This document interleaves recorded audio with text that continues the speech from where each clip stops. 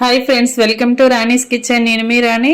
ఈరోజు చాలా సింపుల్గా టేస్టీగా జ్యూసీ స్వీట్ చేసి చూపించబోతున్నానండి. చిన్నపిల్లలకి స్వీట్ అంటే చాలా నచ్చుతుంది కదా, వారి కోసం ఇలా సింపుల్గా తక్కువ ఇంగ్రీడియంట్స్తోని ఈ ప్రాసెస్ అనేది చేయొచ్చండి. ఆ ప్రాసెస్ అంతా చూద్దాం. వీడియోని ఫస్ట్ నుంచి లాస్ట్ వరకు చూడండి. ఛానల్ని ఫస్ట్ టైం వాచ్ చేసిన వారు సబ్స్క్రైబ్ చేసుకుని పక్కనే ఉన్న బెల్ బటన్ క్లిక్ చేయండి. నేను పెట్టబోయే రెసిపీస్ అన్ని డైలీ మీ ఫోన్కి నోటిఫికేషన్కి వస్తాయి. ఓపెన్ చేసి చూడండి. బ్రెడ్ పాలు ఉంటే చాలండి. చాలా తక్కువగా షుగర్తో ఈ ప్రాసెస్ అనేది చేసి పెట్టొచ్చు. అలాగే టేస్ట్ మాత్రం చాలా బాగుంటుంది. చాలా జ్యూసీగా చాలా తీయగా అనిపిస్తుందండి. సింపుల్గా ఒక చుక్క ఆయిల్ వాడకుండా, ఒక చుక్క నెయ్యి కూడా వాడకుండా అప్పటికప్పుడే ఈ స్వీట్ అనేది చేసేయచ్చు. ఆ ప్రాసెస్ అంతా చూద్దాం. వీడియోలోకి వెళ్ళిపోదాం. ముందుగా బ్రెడ్ స్లైసెస్ని తీసుకోండి. ఇలా తీసుకున్నాం కదా, వీటిని పక్కన పెట్టుకుని ఇప్పుడు ఒక్కొక్క బ్రెడ్ తీసుకుందాం. ఏదైనా రౌండ్గా ఉన్న బౌల్ కానీ గ్లాస్ కానీ తీసుకోండి. ఇలా తీసుకుని అంచు రౌండ్గా ఉన్న వస్తువు ఏదైనా తీసుకుని దానిని బ్రెడ్ పైన బోర్లించి ఇలా నేను చూపించే విధంగా కట్ చేసి చుట్టూ ఉన్న బ్రెడ్ అంతా తీసి పక్కన పెట్టేసుకుని మధ్యలో ఉన్న రౌండ్ కలర్ పార్ట్ మాత్రమే, రౌండ్గా ఉన్న బ్రెడ్ మాత్రమే మనం ఈ రెసిపీకి వాడబోతున్నాం, ఈ స్వీట్కి వాడబోతున్నాం. ఇదే విధంగా మిగిలిన బ్రెడ్స్ అన్నీ కూడా ఇలా రౌండ్గానే కట్ చేసి తీసుకోండి. ప్రాసెస్ అంతా చాలా సింపుల్ అండి. టేస్ట్ మాత్రం చాలా బాగుంటుంది. జ్యూసీగా చాలా టేస్టీగా ఉంటుంది. ఇలా మనం తీసుకున్న బ్రెడ్స్ అన్నీ కూడా ఇదే విధంగా కట్ చేసి చుట్టూ ఉన్న పార్ట్ అంతా కూడా పక్కన పెట్టేసుకోండి. మధ్యలో ఉన్న వాటిని మాత్రమే ఒక ప్లేట్లోకి తీసి పెట్టుకోండి. ఈ విధంగా మిగిలినవన్నీ కూడా కట్ చేసుకోండి. ఇవన్నీ ఒక ప్లేట్లోకి తీసుకున్నాం కదా. ఇలా మనకి ఎన్ని బ్రెడ్స్ కావాలన్నా కూడా ఇదే విధంగా రౌండ్గా కట్ చేసి తీసుకోండి. ఇప్పుడు ఒక్కొక్క బ్రెడ్ని ఇలా మధ్యలోకి కట్ చేసి ఒక్కొక్క బ్రెడ్ని 2 భాగాలుగా చేసుకోండి. ఇలా మనకి ఎన్ని బ్రెడ్స్ కావాలన్నా కూడా ఇదే విధంగా కట్ చేసుకుని తీసుకోండి.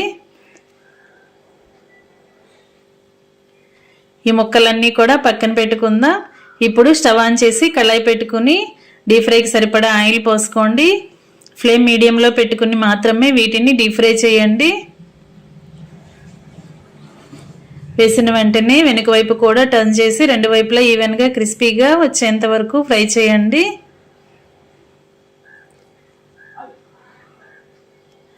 ఇలా కలర్ కొంచెం చేంజ్ అయిన తర్వాత వెంటనే వాటిని తీసి వేరొక ప్లేట్లో పెట్టేసుకోండి. చల్లారిన తర్వాత మరింతగా కలర్ మారిపోతాయి. ఇదే విధంగా మిగిలిన పీసెస్ని కూడా ఇదే ఆయిల్లో వేసుకుని డీప్ ఫ్రై చేసుకోండి. ఇలా మొత్తం అన్నీ కూడా ఫ్రై అయిన తర్వాత అవన్నీ ఒక ప్లేట్లో పక్కన పెట్టుకోండి. ఇప్పుడు స్టవ్ ఆన్ చేసి కళాయి పెట్టుకుని 1/2 కప్పు పంచదార, 1/2 కప్పు వాటర్ పోసుకోండి. షుగర్ ఎంత తీసుకుంటే వాటర్ కూడా అన్నీ తీసుకుని అవి 2 కూడా కళాయిలో వేసుకున్నాం కదా. ఇప్పుడు పాకాన్ని ఇలా షుగర్ అంతా కూడా వాటర్లో మెల్ట్ అయి పాకం కరగటం స్టార్ట్ అవుతుంది. ఈ లోపుగా మనం ఒక బౌల్ తీసుకుని దానిలోకి 2 టేబుల్ స్పూన్లు మిల్క్ పౌడర్ తీసుకోండి.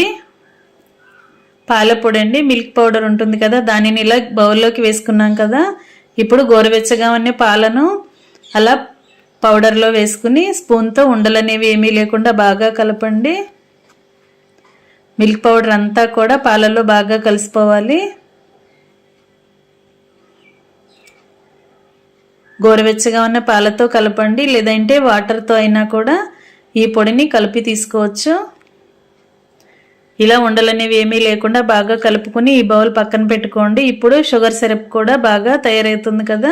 పాకం అనేది కొంచెం చిక్కగా వచ్చిన తర్వాత మనం వెంటనే ముందుగా ఆయిల్లో డీప్ ఫ్రై చేసుకున్న బ్రెడ్ స్లైసెస్ని వేసేసుకుందాం. ఇలా బ్రెడ్ పీసెస్ని వేసుకుని 2 వైపులా కూడా బాగా కలుపుకుంటూ సిరప్ని బ్రెడ్ అంతా పీల్చుకునేలా చేసుకోండి.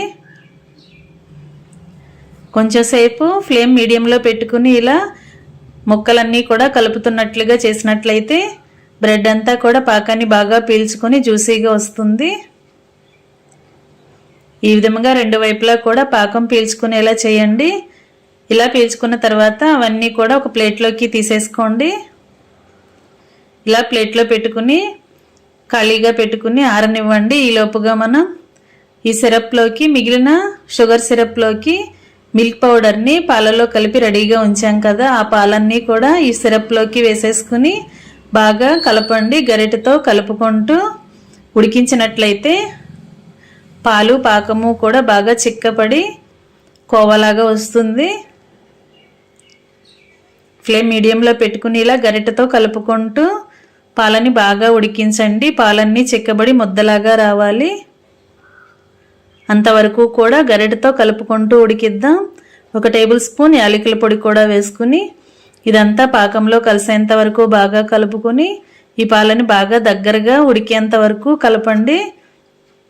ఇలా వీడియోలో చూపిస్తున్న విధంగా చిక్కబడేంత వరకు కలపండి. గరిటెతో ఇలా మ్యాష్ చేసుకున్నట్లయితే స్వీట్ అంతా కూడా సాఫ్ట్గా వస్తుంది. ఇలా బాగా కలుపుకుంటూ ఫ్లేమ్ సిమ్లో పెట్టుకుని మాత్రమే ఉడికించండి. ఇలా బాగా దగ్గరగా ముద్దలాగా ఉడికింది కదా, దీనిని పక్కన పెట్టుకుని మనం ముందుగా సిరప్లో డిప్ చేసిన బ్రెడ్ పీసెస్కి ఈ కోవాని నేను చూపించే విధంగా ఇలా పెట్టుకోండి. అన్ని పీసెస్కి పెట్టాల్సిన పని లేదండి. ఒకటి పెట్టుకున్నట్లయితే ఇంకొక బ్రెడ్ ముక్కని దానిపైన బోర్లించి అంటించుకోవచ్చు. ఇలా నేను చూపించే విధంగా మాత్రమే పెట్టుకోండి. ఇప్పుడు వేరొక బ్రెడ్ పీస్ని ఇలా కోవా పైన అంటించినట్లయితే అవి రెండు స్టిక్ అయిపోతాయి. ఇదే విధంగా మనం ఎన్ని బ్రెడ్ పీసెస్ని కట్ చేసుకున్నా సరే ఒక దానిపైన కోవా పెట్టుకుని వేరొక బ్రెడ్ పీస్ని ఇలా అంటించండి. చాలా సింపుల్ ప్రాసెస్తో తక్కువ ఇంగ్రీడియంట్స్తోనే ఈ రెసిపీ అనేది కంప్లీట్ అయింది కదా. స్వీట్ ఎక్కువగా ఇష్టపడే పిల్లలకి స్కూల్ నుంచి వచ్చేసరికి ఇలా చేసి పెట్టండి. వారు చాలా హ్యాపీగా తింటారు. ఇలా అంచులని చుట్టూ ఉన్న కోవాని క్లీన్గా క్లియర్ చేసుకుని ఇంకా సర్వింగ్ ప్లేట్లోకి తీసుకుని ఫ్యామిలీకి సర్వ్ చేసుకోవటమే. పిల్లలకైతే మరీ నచ్చుతుందండి. ఖచ్చితంగా మీరు కూడా కుక్ చేసి పిల్లలకి సర్వ్ చేయండి. వీడియో నచ్చినట్లయితే లైక్ చేయండి. మీ ఫ్రెండ్స్కి ఫ్యామిలీ మెంబర్స్కి రెసిపీ షేర్ చేయండి. మీరు కూడా కుక్ చేసి పిల్లలకి సర్వ్ చేయండి. ఇంకా సర్వింగ్ ప్లేట్లోకి తీసుకుందాం. ఇలా జ్యూసీగా తీయగా ఉండే బ్రెడ్ స్వీట్ రెడీ అయిపోయిందండి. కోవా స్వీట్. మీ అందరికీ కూడా వీడియో నచ్చితే లైక్ చేయడం మాత్రం మర్చిపోకండి. ఛానల్ని ఫస్ట్ టైం వాచ్ చేస్తున్న వారు సబ్స్క్రైబ్ చేసుకోండి. మరొక రెసిపీతో మళ్ళీ కలుద్దాం. Thanks for watching. నేను మీ రాణి.